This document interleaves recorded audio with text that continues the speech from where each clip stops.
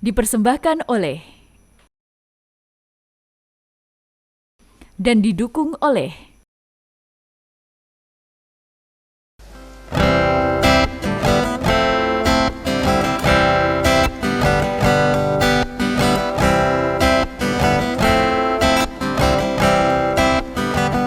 Marhaban ya syahr Ramadan ya syahr siyam, marhaban ya syahr Ramadan ya syahr siyam. Selamat datang Ramadan, bulan penuh ampunan. Selamat datang Ramadan, bulan penuh ganjaran. Mari kita menyambut dengan hati gembira. Mari kita menyambut dengan hati bahagia. Marhaban ya syahr Ramadan ya syahr siyam, marhaban ya syahr Ramadan ya syahr siyam.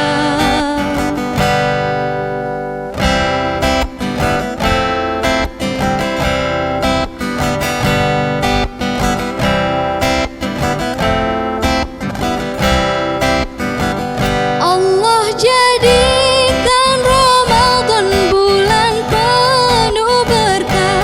Allah jadikan Ramadan bulan penuh rahmat. Perbanyaklah ibadah, jangan lupa sedekah. Perbanyaklah tadarus, jangan lupa sholawat. Marhaban ya syahr Ramadan ya syahr siyam, marhaban ya syahr Ramadan ya syahr siyam. Selamat datang bulan yang siang hari mulia. Selamat datang bulan yang malamnya pun mulia. Nafas dan tidur kita pun mendapat pahala.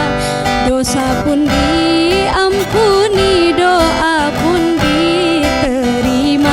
Marhaban ya syahr Ramadan ya syahr siyam, marhaban ya syahr Ramadan ya syahr siyam, marhaban ya syahr Ramadan ya syahr siyam, marhaban ya syahr Ramadan ya syahr siyam.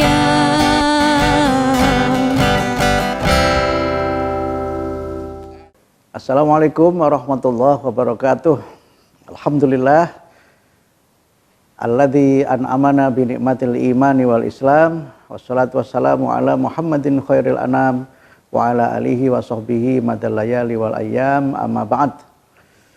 Pemirsa TV-mu yang dirahmati oleh Allah, alhamdulillah kita berjumpa kembali dalam acara Qola, acara khusus yang diselenggarakan oleh TV Muhammadiyah selama bulan Ramadan ini. Semoga kita semua senantiasa dalam keadaan sehat walafiat, dalam rahmat dan ridho Allah Subhanahu wa Ta'ala.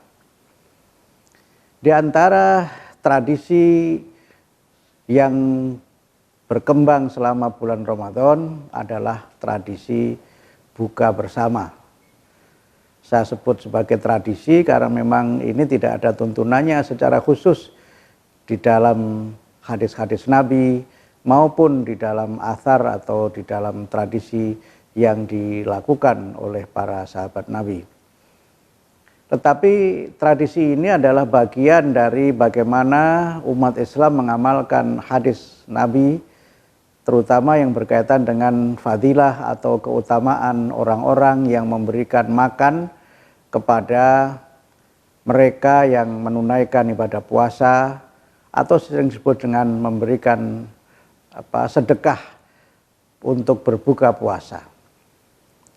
Tradisi ini tidak hanya ada di tanah air kita, tapi bisa kita temukan di seluruh penjuru dunia, di mana umat Islam merayakan tradisi berbuka puasa yang antara satu dengan yang lainnya memang berbeda-beda. Kegembiraan puasa juga sangat terasa ketika terjadi peristiwa yang kita sebut dengan buka bersama ini.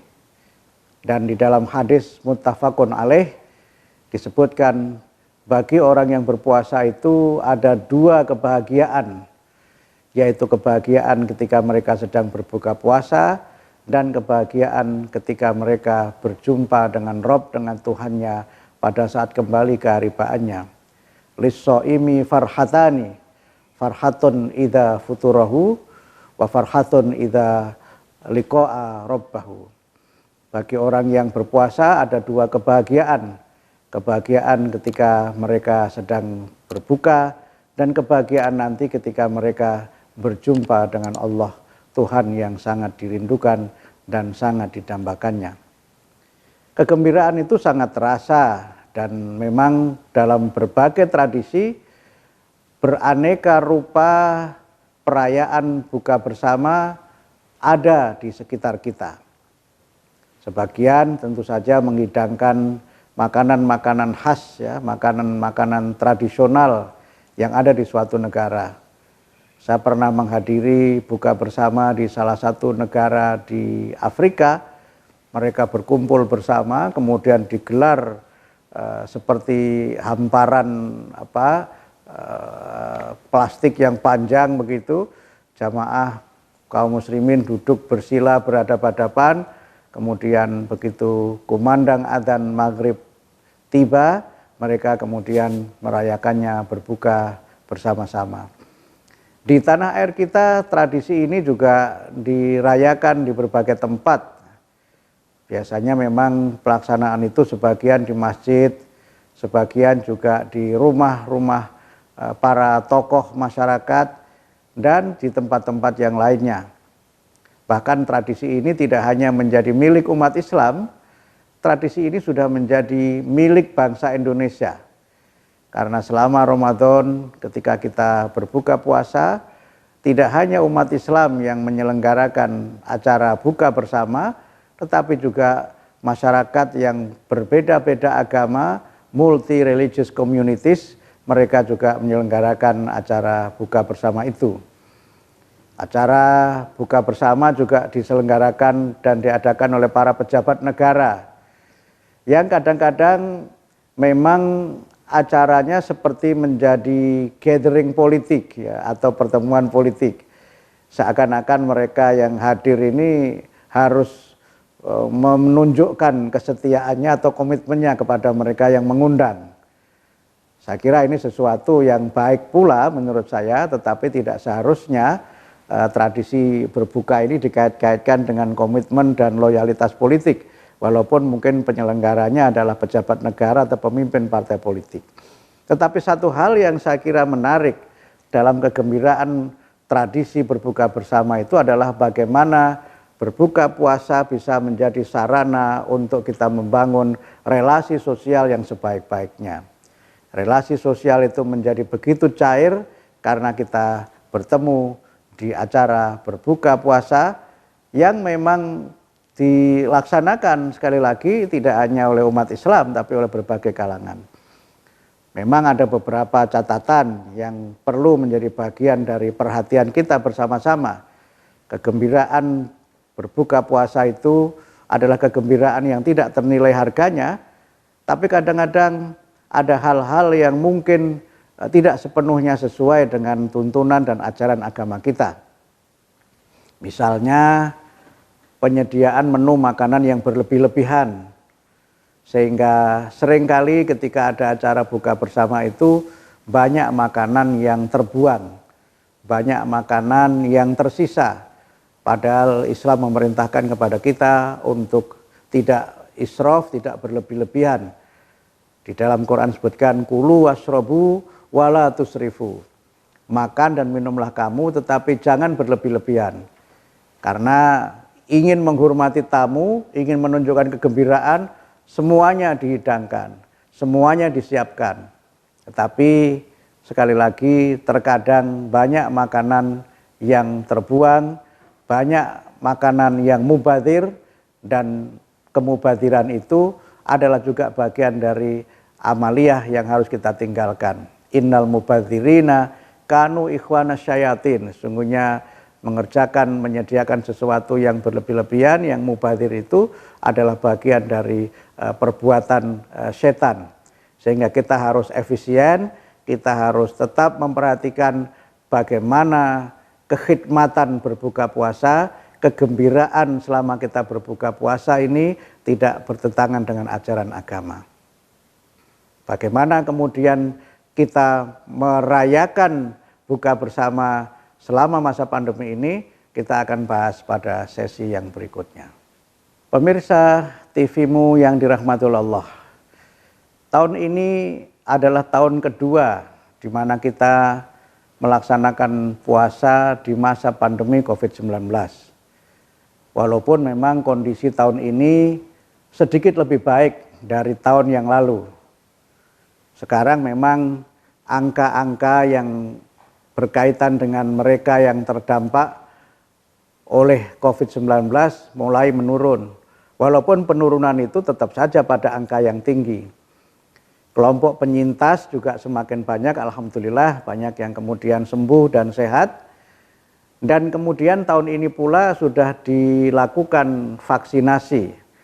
Yang mudah-mudahan dengan vaksinasi itu sebagian besar kita dalam keadaan yang lebih baik lagi, lebih sehat lagi, dan lebih imun, lebih terlindungi dari kemungkinan tertular COVID-19. Tetapi COVID belum selesai, pandemi masih ada di sekitar kita. Lalu bagaimana kemudian kita merayakan kebersamaan buka bersama selama masa pandemi ini? Yang pertama tentu tetap kita ikuti protokol kesehatan. Kita ikuti social distancing, kemudian kita penuhi upaya kita untuk senantiasa mencuci tangan, memakai masker, kemudian menjaga jarak, dan senantiasa kita mencoba semaksimal mungkin untuk menghindari kerumunan.